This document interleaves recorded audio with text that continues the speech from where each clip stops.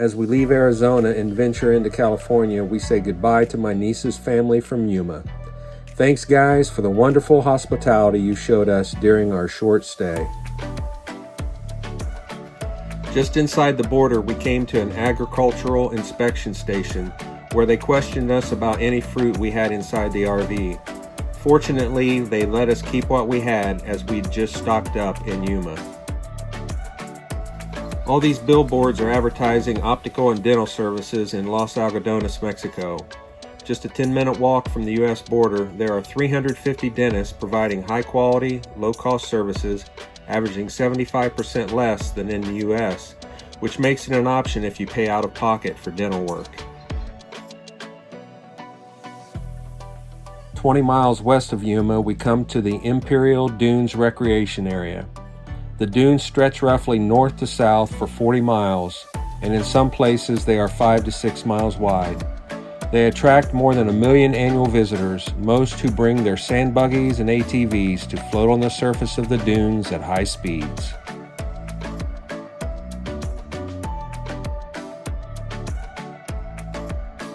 Still in Southern California, we turn north on Route 86 where we get views of the Salton Sea. Sitting on the San Andreas Fault, it's a large yet shallow landlocked body of water that has a high concentration of salt. The 343 square mile sea of water that sits at an elevation of 236 feet below sea level stretches a long way along the road as we travel north towards Desert Hot Springs, California, where we'll set up camp for the next few days. After our first night in Desert Hot Springs, we're up early and heading to the park.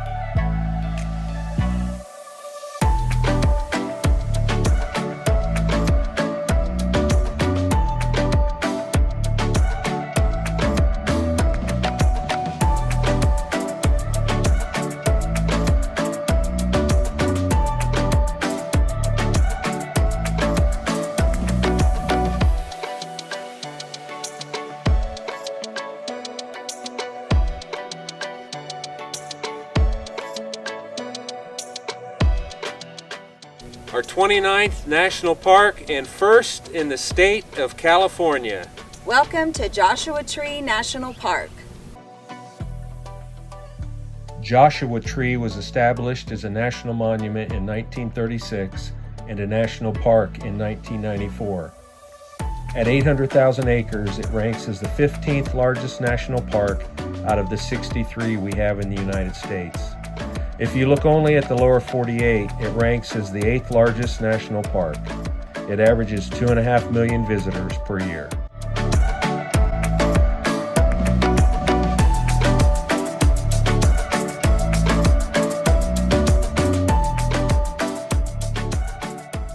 Our first adventure at the park is hiking the Hidden Valley Trail. A narrow gap in the rocks ahead funnels into a legendary valley where rustlers supposedly hid their illicit herds. The 1-mile loop trail skirts the 55-acre hidden valley, ending in a box canyon ideal for a concealed corral.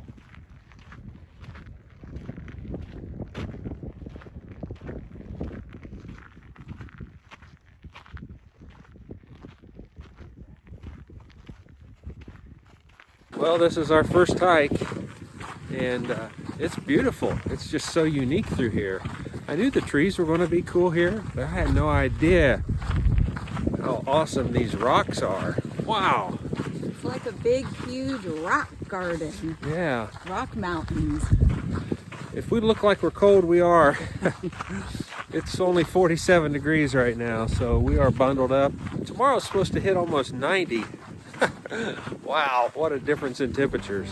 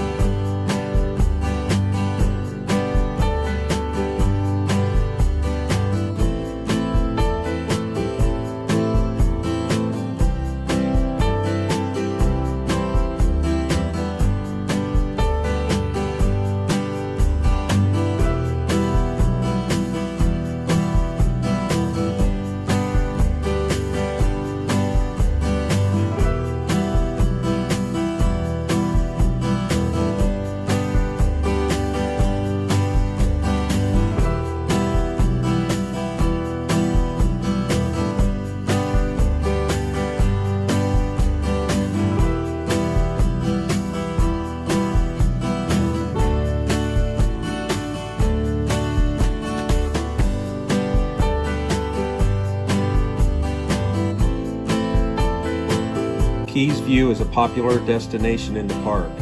The San Andreas Fault, stretching 700 miles from the Gulf of California to north of San Francisco, runs through the valley and can be seen below. What a beautiful view it was with the 11,000-foot Santa Rosa Mountains in the background.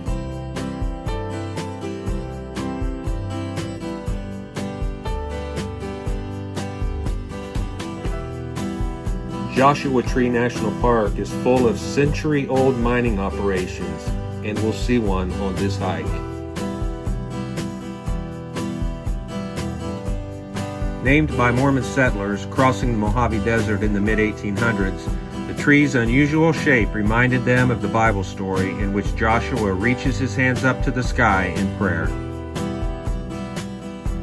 After walking about a half mile, you can veer off the trail to see the ruins of an old truck, one of 3 vehicles you'll see on the hike.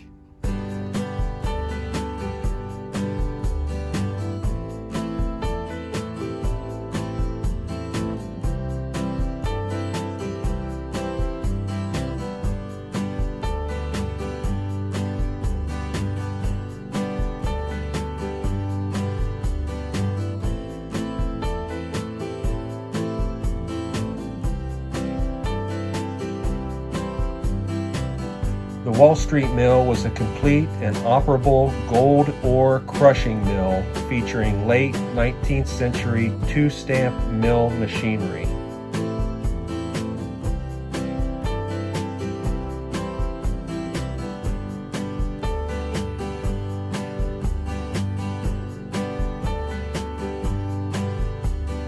Back in this era, a man named Bill Keys was the leading character in this area.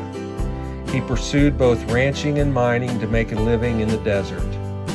In 1940, Mr. Keys was having quite a dispute over road access to the Wall Street Mill with a neighbor and prospector named Worth Bagley. On May 11, 1943, the two were having a heated argument that ended with Keys shooting and killing Bagley. Instead of hiding what he had done, he erected a small monument reading, "Here is where Worth Bagley bit the dust at the hand of W.F. Keys, May 11, 1943. Keys was sent to San Quentin prison for 7 years before being paroled and returning to the area. The Barker Dam Loop Trail is a 1.3-mile easy hike. It takes you by a dam built by cowboys to water their cattle in the late 1800s and early 1900s, as cattle ranching was an important business here. An average of 10 inches of annual rain fell upon the desert then, compared to only 2 to 5 inches now, so you'll see that what was formerly a lake today is bone dry.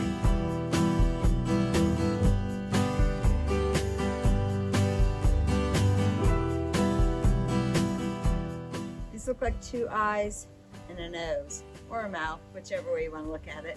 2 eyes and a nose, huh?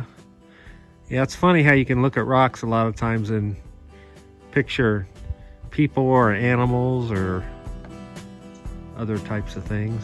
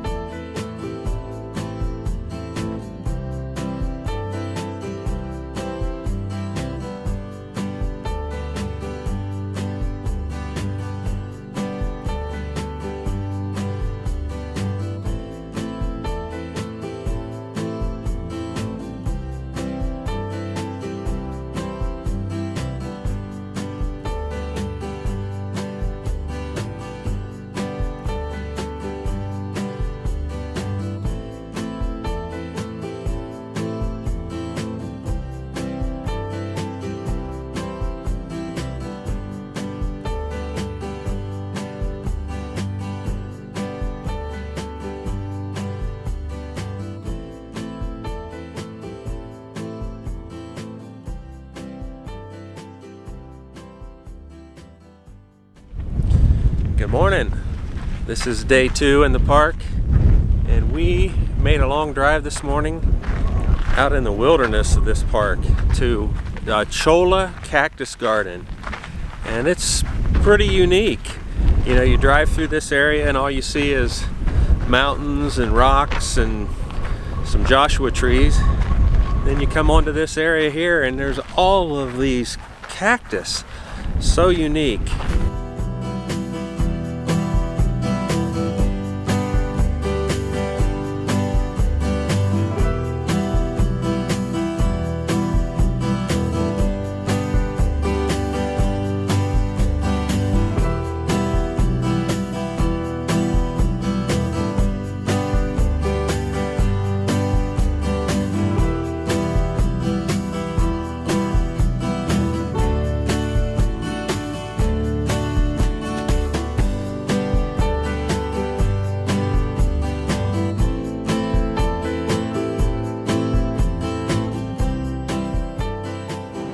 Well, that was fun. Now we're headed off to, what's it called, Arch Rock? Arch Rock. Arch Rock.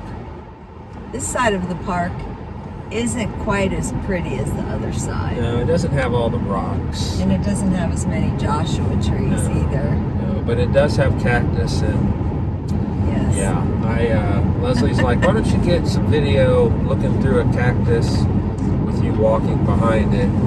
So I just went to set the tripod up and leaned my shoulder right into one of them. So, yeah. And a whole bunch of them. It's almost like they're called, their nicknames like jumping cactus or something. Yeah, but I just leaned into it and yeah, I had quite a few needles go through both layers of my shirts. Yeah, like into my 15. arms. Yeah. They're all fuzzy and really, really fine. Really fine. Leslie got them all picked out for me though, so it's all good. The Arch Trail is about 1.25 miles out and back trail with a small loop at the end where you'll find the rock arch.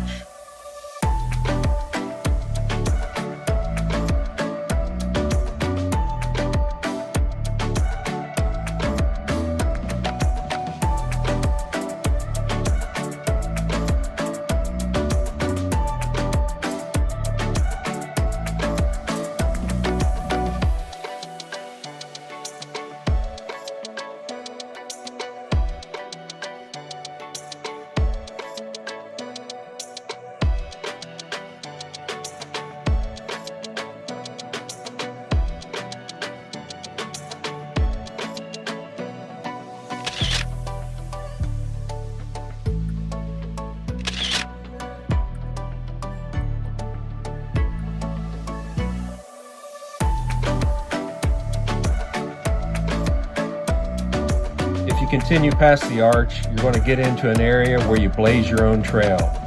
In this area, we had the most fun of anywhere in the park, scrambling, crawling, and climbing over and under boulders. We felt like a couple kids.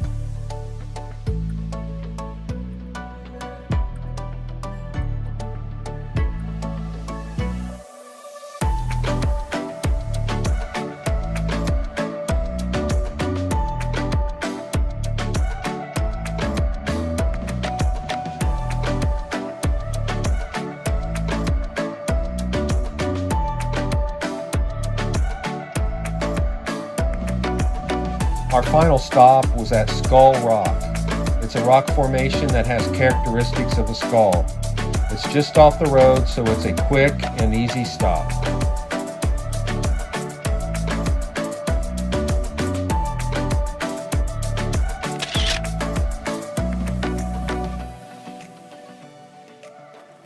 Well, we just finished up Skull Rock, and I think that's what it was called. Yes. And that concludes our stay here. We spent 2 days, pretty much 2 full mornings. Yesterday we went a little bit into the afternoon. But yeah, we really enjoyed it. I think my favorite thing here was the very first thing we did, the Hidden Valley Trail. Really, really pretty. You know, some of the other trails were also very nice. But, you know, overall, I think this was a pleasant surprise. I really like the rocks. And, of course, the trees is you know, how it got its name. Yeah, when we first, before we came into the park, we always stop at the visitor center, and just hats off to the lady at the visitor center, at Joshua Tree Visitor Center. We told her the hikes we wanted to do, and she showed them to us on the map in chronological order, which saved us a ton of time. So that was really nice. But I agree, we did Arch Rock today, which was another really good hike. And if you come, you need to do the Cholla Cactus Garden. Yeah. That was really cool too. That one's a little bit out of the way, but it's so unique. I think it was definitely worth the drive. Yeah. So we're going to go ahead and say bye on this one, and we'll see you on our next adventure. Take care, everybody.